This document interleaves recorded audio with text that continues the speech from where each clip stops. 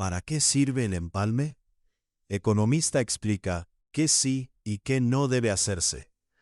El doctor en economía, Jorge Restrepo, afirmó en entrevista con la FM fin de semana que el proceso de empalme entre el gobierno saliente y el entrante debe entenderse como un mecanismo para entregar información y facilitar la transición administrativa, y no como un escenario para adelantar debates políticos.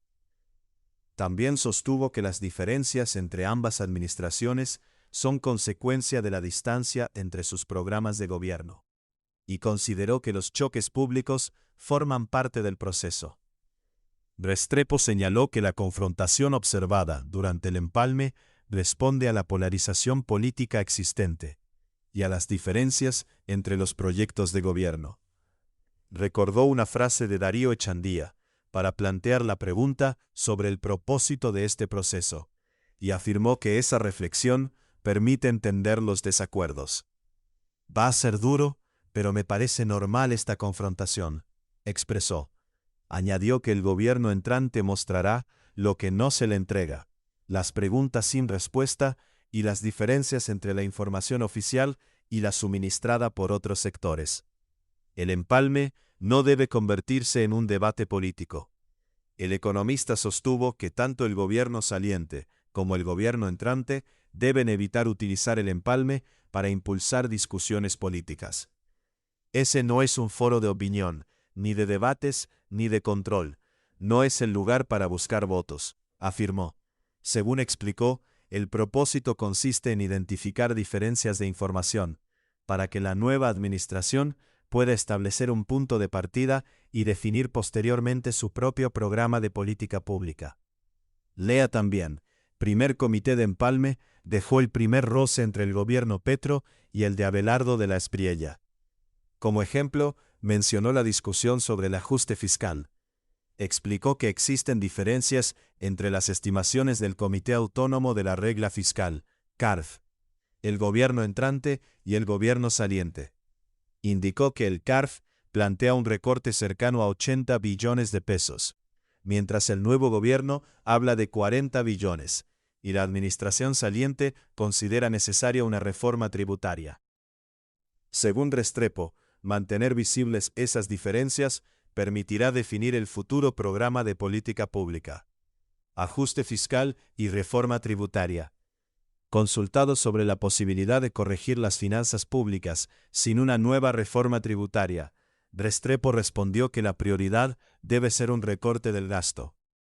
Explicó que esa medida permitirá fortalecer la confianza de los mercados de deuda y facilitar la refinanciación de las obligaciones del Estado. Lo primero que tiene que hacer el gobierno para poder salir a los mercados de deuda y tener mayor confianza es hacer un recorte de gasto, señaló durante la entrevista. El economista agregó que la reforma tributaria corresponde a una discusión posterior y no hace parte de las decisiones que deben adoptarse durante el empalme. No obstante, indicó que la información recopilada en este proceso permitirá establecer cuánto deberá recaudar el Estado y cuál será la naturaleza de una eventual reforma. Insistió en que el empalme no es para definir esas políticas del gobierno entrante, ni es una rendición de cuentas, sino una oportunidad para identificar compromisos institucionales que deban mantenerse, incluso cuando sean distintos al programa del nuevo gobierno. Lea también empalmes territoriales. Estos son los proyectos que el Valle buscará impulsar con el gobierno nacional.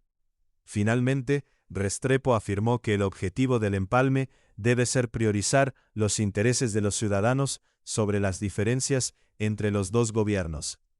Explicó que este proceso puede servir para señalar programas que deban continuar, como aquellos relacionados con la implementación del acuerdo de paz o iniciativas en materia de cultura, cuando correspondan a compromisos constitucionales. En ese sentido, concluyó que tanto el gobierno saliente como el entrante deben asumir la transición administrativa como una oportunidad para garantizar la continuidad institucional y facilitar el inicio de la nueva administración mediante la entrega completa de la información necesaria. Bloque de preguntas y respuestas. ¿Qué dijo Jorge Restrepo sobre el empalme entre el gobierno saliente y el gobierno entrante?